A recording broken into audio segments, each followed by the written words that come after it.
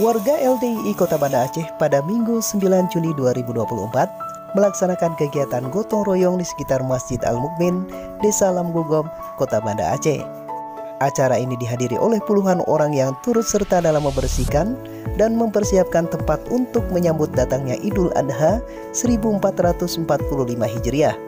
Ketua DPD LDII Kota Banda Aceh Abdul Salam mengatakan, gotong royong ini tidak hanya bertujuan untuk mempersiapkan menjelang Idul Adha, tetapi juga untuk mempererat silaturahim antar warga. Menurutnya, kegiatan seperti ini sangat penting untuk menumbuhkan rasa kebersamaan dan saling membantu di antara masyarakat. Abdul Salam juga mengungkapkan apresiasinya kepada seluruh warga yang telah meluangkan waktu dan tenaga untuk ikut serta dalam kegiatan ini. Selain itu, Abdul Salam menekankan bahwa gotong royong merupakan kegiatan positif yang harus terus dilestarikan.